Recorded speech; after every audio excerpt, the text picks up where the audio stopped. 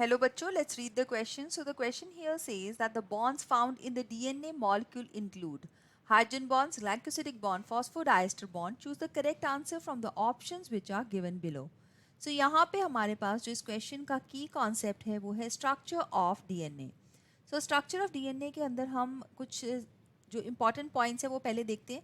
Structure of DNA एक तरह का ट्विस्टेड लैडर स्ट्रक्चर होता है.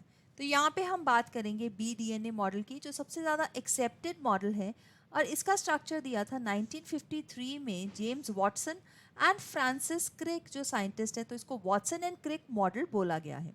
सो इस केस के अंदर हम देखते हैं कि जो बैकबोन है इस डीएनए मॉलिक्यूल की, इस बैकबोन में हमारे पास है शुगर और फॉस्फेट.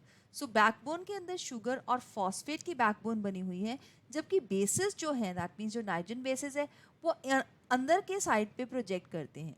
बेसिस में हमारे पास एडेनिन, जिसको हम ए लिखते हैं, ये टी के साथ डबल बॉन्ड बनाती है, तो ये हाइड्रोजन बॉन्ड्स है.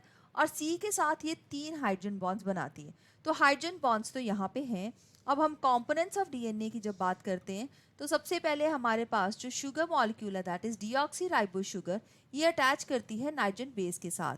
और इन दोनों के बीच में जो बॉन्ड बनता है that bond is the N glycosidic bond. This is N glycosidic bond. इस एन ग्लाइकोसिडिक बॉन्ड के साथ ये जो मॉलिक्यूल बनता है ये है न्यूक्लियोसाइड. तो हम यहाँ पे कह सकते हैं कि ग्लाइकोसिडिक बॉन्ड भी प्रेजेंट है. अब न्यूक्लियोसाइड के साथ जो तीसरा कंपोनेंट यहाँ पे जुड़ेगा जो कि है फॉस्फेट ग्रुप. तो फॉस्फेट ग्रुप हम फॉस्फोरिक एसिड से लेते हैं यहाँ पे. तो फॉस्फेट ग्रुप जब जुड़ता है इसके साथ तो इन न्यूक्लियोसाइड और फॉस्फेट ग्रुप के बीच में जो बॉन्ड बनता है उसको बोलते हैं फॉस्फोएस्टर बॉन्ड. और ये फॉस्फोएस्टर बॉन्ड जब इन दोनों के बीच में बनता है तो यहाँ पे जो नेक्स्ट मॉलिक्यूल बनता है दैट इज न्यूक्लियोटाइड. इस न्यूक्लियोटाइड की लंबी चेन की वजह से डीएनए बना है, तो मैं ये फॉस्फोडाइस्टर बॉन्ड को भी क्लिक कर सकती हूँ यहाँ पे.